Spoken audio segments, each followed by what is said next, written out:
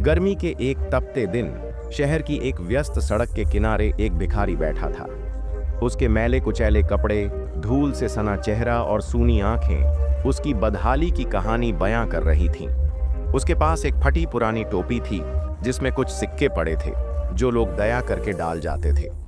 वह हर गुजरने वाले से भीख मांगता, लेकिन लोग या तो अनदेखा कर देते या नाराजगी जताते। कुछ लोग कुछ सिक्के डाल देते, लेकिन वह इतनी भीख इकट्ठा नहीं कर पाता कि भरपेट खाना खा सके।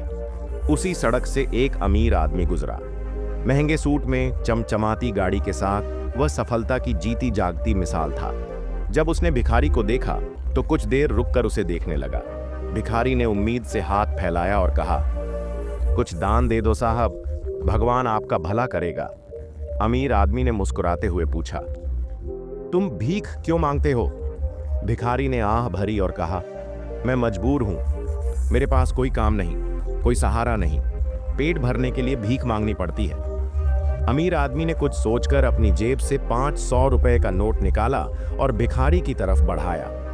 भिखारी की आंखें चमक उठीं, लेकिन जैसे ही उसने नोट लेने के लिए हाथ बढ़ाया, अमीर आदमी ने अपना हाथ पीछे खींच लिया। मैं तुम्हें यह पैसे ऐसे ही नहीं दूंगा, अमीर आदमी ने कहा।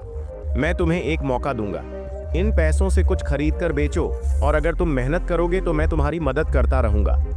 नया सफर शुरू हुआ भिखारी को पहले तो यह अजीब लगा, लेकिन फिर उसने सोचा, क्यों ना एक बार कोशिश करूं। उसने 500 रुपये लिए और अगले दिन सड़क किनारे बैठकर पानी की बोतलें बेचने लगा। शुरुआत में उसे शर्म महसूस हुई, लेकिन धीरे धीरे उसे एहसास हुआ कि मेहनत करने से उसे आत्मसम्मान मिल रहा था। कुछ ही हफ्तों में उसने अपनी कमाई से एक छोटी सी रेहड़ी खरीद ली और चाय नाश्ते का काम शुरू कर दिया। उसकी ईमानदारी और मेहनत से उसका काम चल निकला। कुछ महीनों बाद वही अमीर आदमी फिर से उसी सड़क से गुजरा और देखा कि जहां पहले भिखारी बैठा करता था, वहां अब एक छोटी सी दुकान थी। असली अमीरी क्या है? अमीर आदमी ने मुस्कुराकर पूछा। अब भी भीख मांगते हो? भिखारी, जो अब दुकानदार बन चुका था, गर्व से बोला।